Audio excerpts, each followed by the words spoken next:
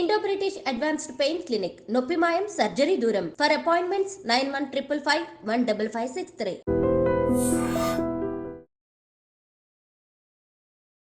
నమస్కారం, నా పేరు డాక్టర్ షగుఫ్తా. నేను న్యాచురోపతి డాక్టర్ని. ఈ మధ్య కాలంలో అధికంగా చూస్తున్న కంప్లైంట్ కంటి సమస్యలండి, పిల్లల్లో ప్రత్యేకంగా. సో పిల్లల్లోనే ఎందుకు ఇంత పెద్ద సమస్య? ఎందుకంటే ఐసైట్ అని, ఎందుకంటే ఇప్పుడు 10 మందిని చూసామనుకోండి, దాంట్లో 8 మందికి ఖచ్చితంగా స్పెట్స్ ఉంటున్నాయి. సో స్పెట్స్ కూడా నార్మల్ ఏమన్నా ఉందా? సైట్ హెవీ సైట్ ఉండి ఒక మందమైన ఒక అద్దం వెనకలు చూస్తున్న వాళ్ళు ప్రపంచాన్ని. ఇంతటి కంటి సమస్యలు వస్తున్నాయి. అసలు రీజన్ ఏంటి? అందరికి తెలిసిన రీజనే, మొబైల్ ఎక్కువ యూజ్ చేయడం వల్ల. తెలిసి కూడా అండి, ఇప్పుడు చిన్న చిన్న పిల్లలకి ఈవెన్ అన్నం పెడుతున్నప్పుడు అన్నం తినట్లేదు అని చెప్పేసి ఎంటర్టైన్మెంట్ కోసం మొబైల్ కానీ, ఎదురుగా మొబైల్ ఉంటుంది, ఇంకో కళ్ళు పైకి ఎత్తితే టీవీ ఉంటుంది. ఇవి రెండు లేకుండా అసలు పిల్లలకి అన్నం పెట్టట్లేదు. బాగా అవగాహన ఉండే వాళ్ళు, పెట్టద్దు అనుకున్న వాళ్ళు పెట్టట్లేదు కానీ టీవీస్, మొబైల్స్. బట్ చాలా వరకు చేస్తున్న మొట్టమొదటి తప్పు స్క్రీనింగ్కి అలవాటు చేయడం. ఈ స్క్రీనింగ్కి అలవాటు చేయడం వల్ల వాళ్ళు ఫస్ట్ సెకండ్ క్లాస్కి వచ్చాకే స్పెట్స్ రావడం, అది కాస్త కొద్దిగా ప్రాబ్లం ఇంకా ఎక్కువైపోయి లెన్స్ ట్రీట్మెంట్స్, సర్జరీస్ అని చేయించుకుంటున్నారు. సో ఎందుకు అస్సలు మనకి న్యూట్రిషన్ పరంగా ఎలాంటి హెల్ప్ లేదా?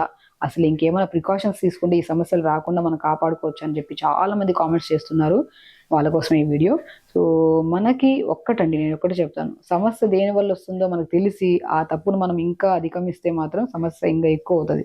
కాబట్టి దయచేసి పిల్లల విషయంలో కానీ పెద్దల విషయంలో కానీ మొబైల్ యూజింగ్ అనేది తగ్గించండి. ఎంత నెససరీ ఉందో అంత మాత్రమే యూజ్ చేయండి. ఎందుకంటే ఆల్మోస్ట్ దగ్గరగా ఇప్పుడు ఈవెన్ దో కంటి సమస్యలు ఒక పెద్ద సమస్య అయితే నిద్రలేమి సమస్య. మనం పడుకోవడానికి బెడ్ ఎక్కుతాము, ఇదే రెస్ట్ టైం అని చెప్పేసి మొబైల్ పెట్టుకుంటాం, స్క్రీనింగ్ చూస్తూనే ఉంటాం. రాత్రి 2 అయినా పడుకోము, 3 అయినా పడుకోము. అలాంటి వాళ్ళు కూడా చాలా మంది ఉన్నారు. సో స్క్రీనింగ్ మొబైల్ దగ్గరగా పెట్టుకోవడం వల్ల ఆ రేడియేషన్, మనం పడుకుంటున్నప్పుడు మొబైల్ దగ్గరగా పెట్టుకుంటే సో బ్రెయిన్ డ్యామేజ్ అని చాలా వీడియోస్లో చూస్తున్నామని చెప్పి మొబైల్ చాలా దూరంగా పెట్టి పడుకునే వాళ్ళు కూడా ఉంటారు. కొంతమంది లేదు, మొబైల్ పక్కనే 2 మొబైల్స్ ఉంటాయి. కొంతమందికి 2 మొబైల్స్ పక్కనే పెట్టుకొని పొద్దున లేచిన వెంటనే మొబైల్, పడుకునే ముందు మొబైల్. సో ఇంత స్క్రీనింగ్ ఎక్కువైపోతే సమస్య ఏమొస్తుంది? కంటి సమస్య రాకుండా ఉంటుందా? 100% వస్తుంది. సో దానితో పాటు చాలా మందిలో స్క్రీనింగ్ ఒక సమస్య అయితే, ఇంకొకటి nutritional deficiencies. So mobile using ఎంత భయంకరమైన సమస్య.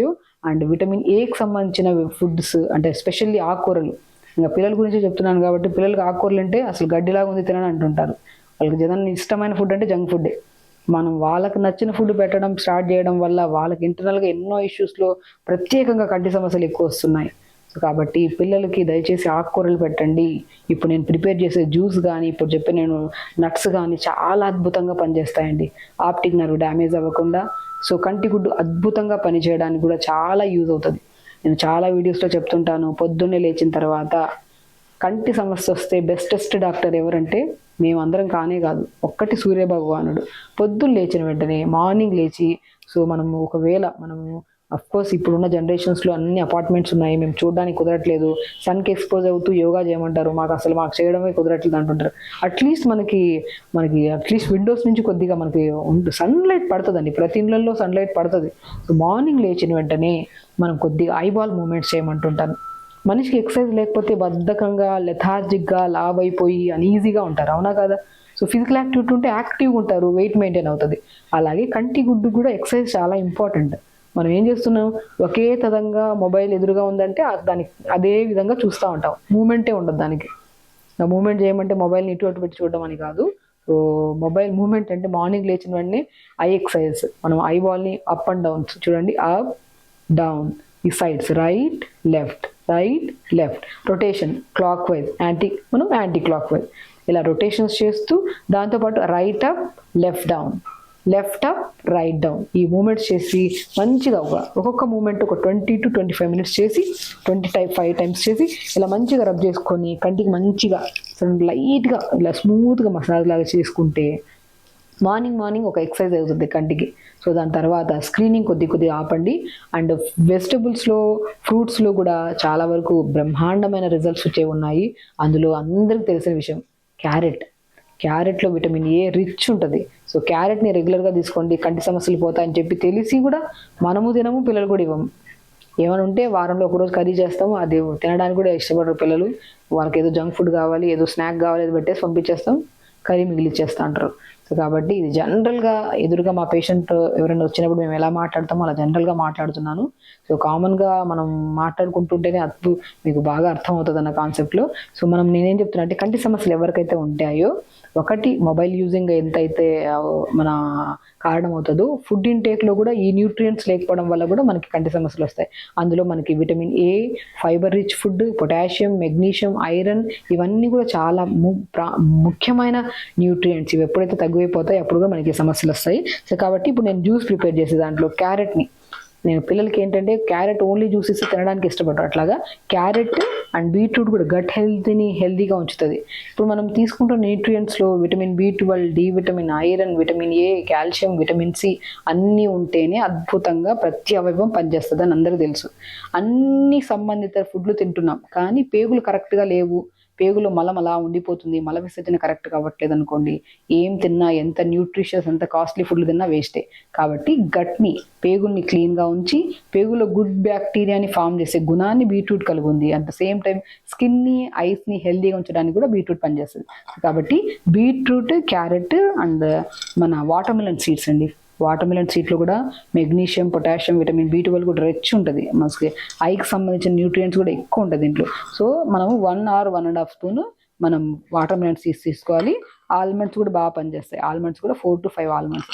వీటన్నిటిని ఫస్ట్ వాటర్మెలన్ సీడ్స్ని, ఆల్మండ్స్ని ఒక 4 ఆల్మండ్స్ తీసుకోండి, 1 స్పూన్ వాటర్మెలన్ సీడ్స్ తీసుకొని మనం 1 hour ముందు నానబెట్టేసి జ్యూస్లో మాత్రం మనం ఇలాగా ఒక 1/4 క్యారెట్, 1/4 బీట్రూట్, ఒక 1 స్పూన్ వాటర్మెలన్ సీడ్స్, 4 ఆల్మండ్స్ వేసి మంచిగా మిక్సీ పట్టేసి పొద్దున్నే మంచిగా, పిల్లలు ఏంటంటే ఏదైనా నట్స్ ఉన్నాయనుకోండి తినడానికి చాలా ఇష్టపడతారు, అలా జ్యూస్ తాగిచ్చండి పొద్దున పూట.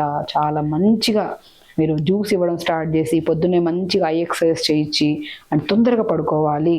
మనం ఎంత న్యూట్రిషియస్గా ఉన్నా, మనం ఎంత హెల్దీగా ఉన్నా కూడా నిద్ర సరిగా లేకపోయినా కూడా దానివల్ల కూడా ఐ స్ట్రెయిన్ వల్ల కూడా సమస్యలు వస్తాయి. డ్రై ఐస్ అని, ఐస్లో నుంచి వాటర్ పడిపోవడము, లేదంటే ఐ సరౌండింగ్ మొత్తం ఇచ్చిగా ఉండడం పిల్లల్లో.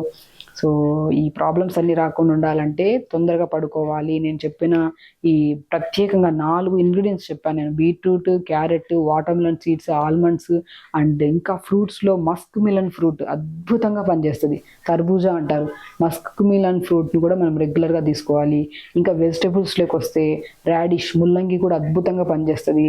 ఆకుకూరల్లో ప్రత్యేకంగా పొనగంటి కూర, పాతకాలంలో పోయిన కంటి కూర అనేవాళ్ళు దాన్ని. సో ఆ పొనగంటి కూర కూడా మనం మంచిగా పిల్లలకి ఎలాగో ఆకుకూర ఫ్రై చేసి ఇస్తే తినరు అంటుంటారు చాలామంది మనం చెప్పినా కూడా. అలాంటప్పుడు దాన్ని జ్యూస్ రూపంలో చేసి ఆ జ్యూస్ని మనం ఇడ్లీ చేస్తున్నప్పుడు ఇడ్లీ బ్యాటర్లో కలుపుకోవడం, దోశ బ్యాటర్స్లో కలుపుకోవడం. సో ఏదో రకంగా ఆకుకూరని మనం పిల్లలకి ఇస్తూ ఉంటే మాత్రం ఆకుకూరల్లో ప్రత్యేకంగా మునగాకు, పొనగంటి కూర రెగ్యులర్గా ఇవ్వండి. ఫ్రూట్స్లో మస్క్ మిలన్ ఫ్రూట్స్ రెగ్యులర్గా ఇవ్వండి. వెజిటబుల్స్కి వచ్చాక క్యారెట్, బీట్రూట్ అండ్ నట్స్కి వచ్చాక watermelon seeds and specially ఆల్మండ్స్ని.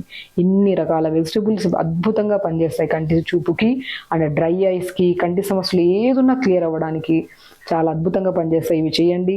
And night తొందరగా పడుకోవాలి. అండ్ దయచేసి అందరికి రిక్వెస్ట్ చేస్తున్నా, కంటి సమస్యలు ఉన్నాయని చెప్పి బాధపడే బదులు స్క్రీనింగ్ టైం తగ్గించండి.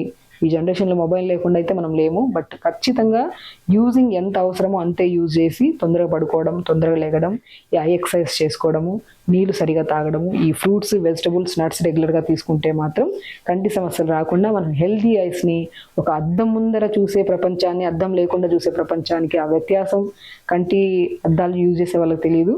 సో కాబట్టి అవి లేకుండా ఒక హెల్దీ ఐబాల్ని మనం ప్రొటెక్ట్ చేసుకోవాలి. హెల్దీగా మెయింటైన్ చేయాలంటే ఇవన్నీ చేసుకుంటే మాత్రం మంచి రిజల్ట్స్ వస్తాయి అండ్ తొందరగా మీరు రిజల్ట్స్ చూడొచ్చు. ఖచ్చితంగా చేయండి. హెల్దీ ఐస్ని, హెల్దీ విజన్ని ఖచ్చితంగా చూడగలుగుతారని నమ్ముతున్నాను. నమస్కారం.